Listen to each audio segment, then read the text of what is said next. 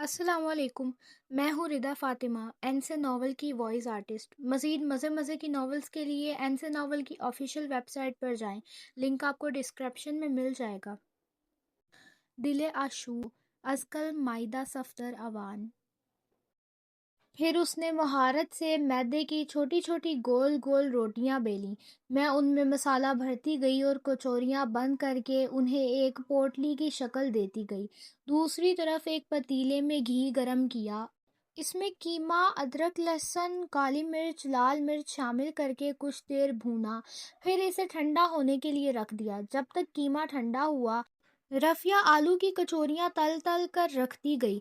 मैंने कीमे में हरा धनिया और ज़ीरा शामिल किया, खूब भूना, फिर उसे भी रोटियों में भरा और आलू वाली कचौरियों की मानिंद बंद कर दिया।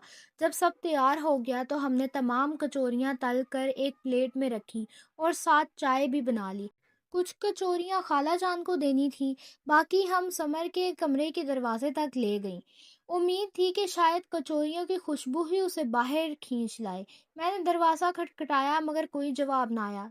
दूसरी मर्तबा मैंने दरवाज़ा खटखटाने के लिए हाथ बढ़ाया तो दरवाज़ा धीरे से खुल गया। समर ने हमें ऊपर से नीचे तक देखा। निगाह में एक लम्हे को ठहराव आया।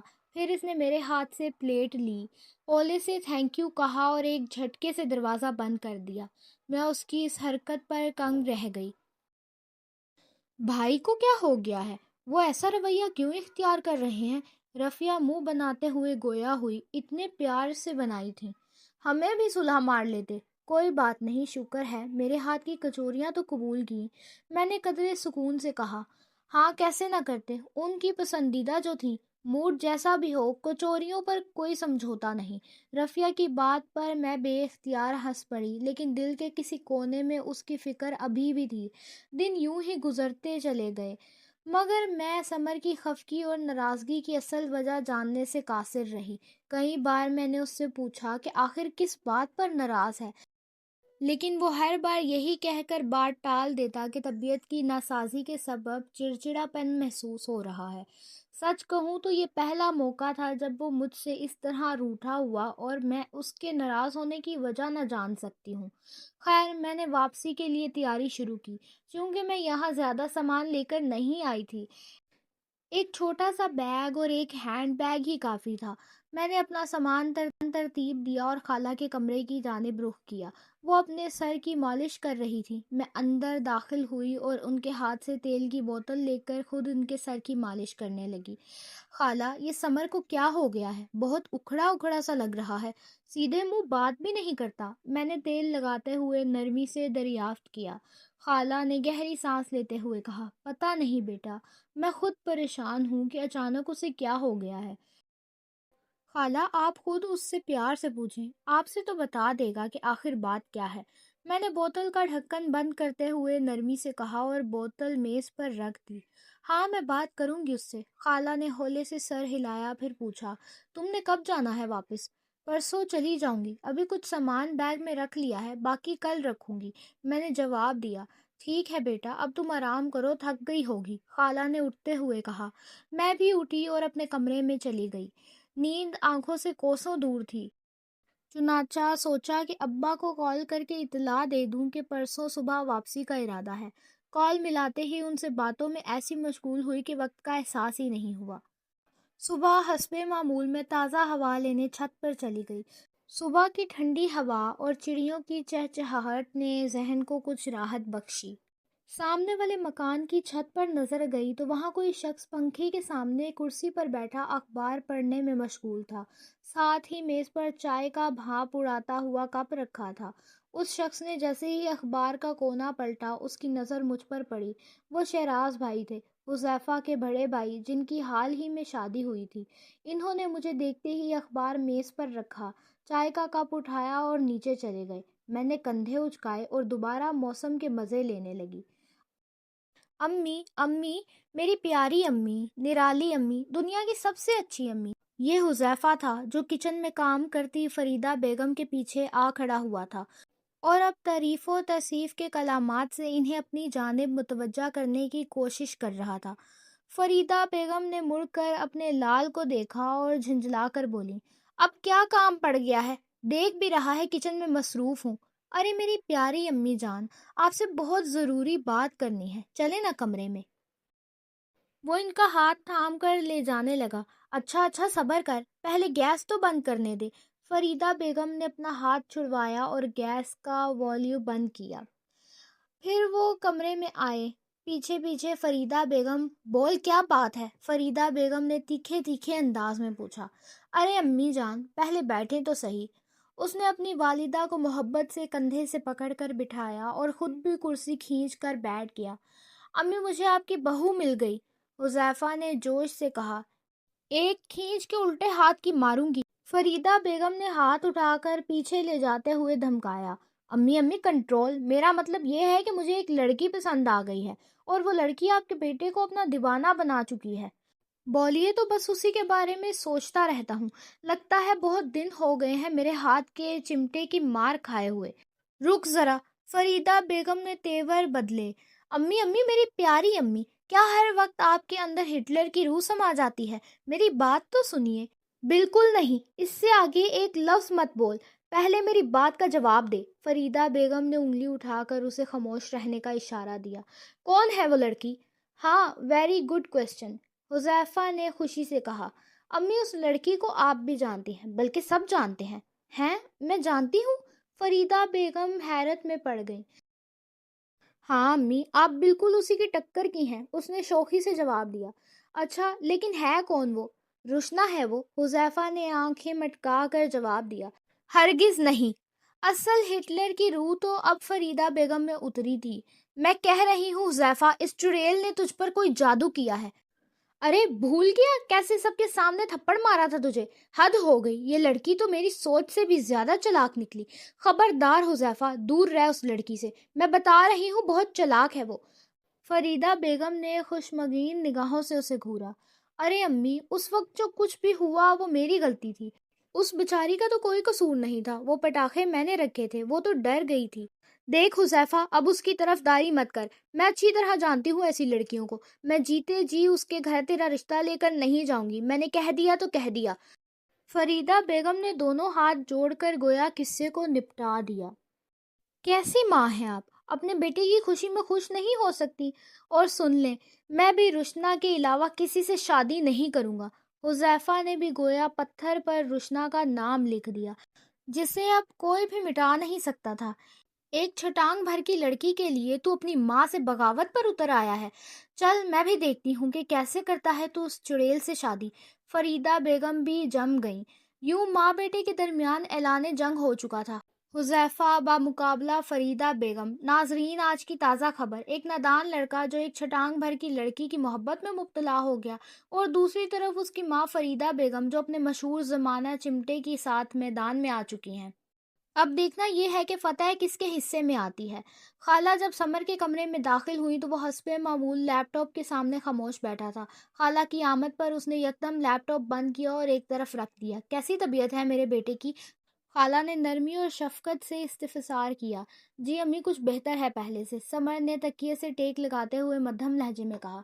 چلو شکر ہے اللہ کا، طبیعت میں کچھ افاقہ ہوا۔ باہر موسم بہت خوشگوار ہے، آؤ چائے ساتھ پیتے ہیں۔ خالہ نے مسکراتے ہوئے تجویز دی۔ نہیں امی، میرا موڈ نہیں ہے۔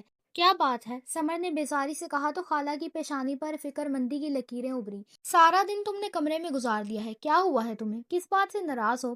پہلے بھی تمہاری طبیعت خراب ہوتی تھی، لیکن کبھی اس طرح خود کو کمرے میں بند نہیں کیا۔ سمر خاموش رہا۔ سمر، میں تمہاری ماں ہوں، یہ مت سمجھنا کہ اگر تم نہیں بتاؤ گے تو مجھے کچھ علم نہیں ہوگا۔ جو کچھ تمہارے دل میں ہے وہ سب کچھ میری نگاہوں سے چھپا نہیں ہے۔ ماں اولاد کی ہر پریشانی کو بخوبی سمجھتی ہے۔ کب تک چھپاؤ گے اس اداسی کی وجہ کو؟ سمر نے نظریں پھیر لی، جیسے ڈر ہو کہ کہیں ماں اس کی آنکھوں میں سچ نہ پڑھ لیں۔ کچھ نہیں ہوا امی، بس تھوڑا آرام کرنا چاہتا ہوں۔ اس نے موضوع بدلنے یا شاید ساری بات ہی ختم کر دینے کی کوشش کی۔ آج میں وجہ جان کر ہی رہوں گی سمر۔ کیوں اپنا رویہ بدل رہے ہو؟ خود کو اذیت دے کر مجھے بھی پریشان کر رہے ہو؟ خالہ کا لہجہ سخت ہونے لگا۔ اپنی طبیعت سنبھالو سمر، کل تمہیں رشنا کو چھوڑنے جانا ہے، کہہ دیں وہ ڈرائیور کے ساتھ چلی جائے۔ سمر نے بے نیازی سے کہا۔ ڈرائیور کے ساتھ کیوں جائے گی؟ تم کیوں نہیں جاؤ گے؟ خالہ کا صبر جواب دے گیا، کیونکہ اب اسے میری ضرورت نہیں ہے، سمر نے جلدی سے کہا اور بستر سے اٹھ کھڑا ہوا۔ تم رشنا سے ناراض ہو؟ خالہ نے اندازے سے پوچھا۔ ناراض؟ سمر کی ہنسی میں ایک عجیب سی اداسی چھپی تھی۔ میں کون ہوتا ہوں ناراض ہونے والا؟ تمہارا یہ رویہ بتا رہا ہے کہ تم ناراض ہو اس سے، لیکن کس بات پر؟ میں اب تک سمجھ نہیں پائی۔ اب تم اپنی ماں سے باتیں بھی چھپاؤ گے؟ خالہ کی آواز تھوڑی بلند ہو گئی۔ مجھے معلوم ہے کہ اب تم بچے نہیں رہے، لیکن یہ ضروری تو نہیں کہ اب میں تمہاری منتیں کروں۔ سمر بتاؤ مجھے کیا ہوا ہے، کیوں اتنے خفا ہو؟ نہ مجھ سے بات کر رہے ہو نہ رشنا سے، ایسے نہیں چلے گا بیٹا، رحم کرو اپنی بوڑھی ماں پر، نہیں دیکھ سکتی میں تمہیں اس حال میں۔ سمر نے پلٹ کر خالہ کی طرف دیکھا، ان کے چہرے پر چھائے تاثرات نے اسے بے چین کر دیا۔ وہ فوراً ان کے قریب آیا، گھٹنوں کے بل بیٹھ کر بولا، آپ وعدہ کریں کہ میرا ساتھ دیں گی؟ میرا بچہ، میں ہمیشہ تمہارے ساتھ ہوں۔ خالہ نے فوراً کہا، امی مجھے رشنا اچھی لگتی ہے، میں اسے پسند کرنے لگا ہوں۔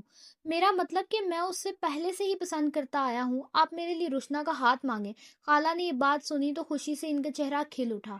ارے تو مجھے پہلے بتاتے نا، اور یہ بھی کوئی بات ہوئی جس کی وجہ سے تم نے یہ حال کر لیا ہے اپنا؟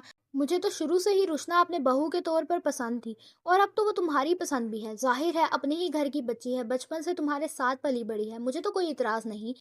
ہاں مگر رشنا کو اعتراض ضرور ہے۔ سمر کے لہجے میں دکھ جھلکنے لگا۔ رشنا کو کیا اعتراض ہو سکتا ہے بھلا؟ خالہ نے حیرانی سے پوچھا۔ تمہاری بات ہوئی ہے اس سے اس سلسلے میں؟ نہیں، میری بات نہیں ہوئی، اور آپ بھی ابھی اس سے بات مت کیجیے گا، ویسے بھی وہ کل چلی جائے گی، کہیں آپ کی باتوں سے ناراض نہ ہو جائے۔ سمر نے فوراً روک دیا۔ ٹھیک ہے، میں ابھی کچھ نہیں کہوں گی، لیکن خدا کے واسطے اپنا حال درست کرو، تمہیں دیکھ کر مجھے کچھ ہو رہا ہے۔ خالہ یہ کہہ کر آہستگی سے کمرے سے باہر نکل گئی۔ شام کے قریب 5 بجے میں اسلام آباد پہنچی۔ گھر پہنچتے ہی سب سے پہلے اپنے بھتیجے اور بھتیجی سے ملاقات کی، جو ہو بہو اپنی بھابھی پر گئے تھے۔ بھابھی سے مل کر بھی دل کو خاصا خوشی محسوس ہوئی۔ میں نے تو بھائی سے صاف کہہ دیا تھا کہ اس بار 2-3 مہینے سکون سے یہیں گزار لیں، مگر حسب معمول انہوں نے صرف دیکھیں گے کہہ کر بات کو ٹالنے کی کوشش کی۔ لیکن میں بھی اپنی بات پر اٹل تھی۔ بھابھی سے علیحدگی میں بات کی کہ وہ بھائی کو منانے کی کوشش کریں۔ رات کو ہم سب نے مل کر باہر جانے کا پروگرام بنایا۔ کھانا بھی ہم نے باہر ہی کھایا، اور کھانے کے بعد آئس کریم۔ آج تو بھائی کی جیب مکمل طور پر خالی کروائی گئی، اور وہ بیچارہ صرف مسکرا کر رہ گیا۔ رات جب گھر آئی تو الٹے پاؤں میں اس قدر درد تھا کہ زمین پر رکھنا بھی دوبر ہو گیا۔ تھکن کا بھی شدید احساس ہو رہا تھا، چنانچہ کمرے میں جاتے ساتھ ہی لباس تبدیل کیا اور فوراً بستر پر جا گری۔ صبح ناشتے کی میز پر اماں نے بتایا کہ خالہ کی کال آئی تھی، وہ میرا پوچھ رہی تھی۔ میں خاموشی سے سنتی رہی۔ تمہاری خالہ سمر کے لیے تمہارا ہاتھ مانگ رہی ہیں۔ اماں کی اس بات نے مجھے گویا جھنجھوڑ کر رکھ دیا۔ اوپر سے گرم گرم چائے نے میری زبان جلا دی۔ میں اماں کی طرف حیرت سے دیکھنے لگی۔ یہ سب کیا ہو رہا ہے؟ خالہ سمر کے لیے میرا رشتہ مانگ رہی ہیں، جبکہ میں تو کسی اور کو اپنا ہمسفر بنانے کی خواہش دیکھ رہی ہوں۔ میں اٹھی اور آدھی چائے چھوڑ کر سیدھی اپنے کمرے میں آئی اور فوراً رفیہ کو کال ملائی۔ رفیہ کیسی ہو؟ سلام کے بعد میں نے پوچھا۔ میں ٹھیک ہوں باجی، آپ کیسی ہیں؟ میں بھی خیریت سی ہوں، ایک بات پوچھنی ہے۔ جی باجی پوچھیں۔ کیا تم نے سمر کو میرے اور حذیفہ کے بارے میں کچھ بتایا؟ مجھے کچھ کہنے کی نوبت ہی نہیں آئی باجی، اس دن انہوں نے خود ہی ہماری گفتگو سن لی تھی، لیکن میں نے یہ بات نہیں بتائی آپ کو کہ انہوں نے سب کچھ سن لیا ہے۔ رفیہ نے بے فکری سے گویا حیرانی کی انتہا کر دی۔ تو سمر سب کچھ جانتا تھا، تب بھی اس نے رشتہ بھیجنے سے پہلے مجھ سے کوئی بات نہ کی؟ یہ تو بے حد عجیب تھا۔ یہ تو آپ بھائی سے پوچھیں، رفیہ نے کندھے اچکاتے ہوئے لاپرواہی سے جواب دیا۔ میں نے فون بند کیا اور فوراً سمر کا نمبر ملایا، لیکن مسلسل مصروف جا رہا تھا۔ کہاں پھنس گئی ہوں میں خود سے بڑبڑانے لگی۔ سمر یہ کیا کیا تم نے؟ اماں تو اب اس رشتے سے پیچھے ہٹنے والی نہیں، اور اگر میں نے انکار کیا تو خالہ یقیناً ناراض ہو جائیں گی۔ اور حذیفہ، اسے کیا کہوں گی میں؟ یا اللہ میرے لیے آسانی پیدا فرما، مجھے اس امتحان سے نکال دے۔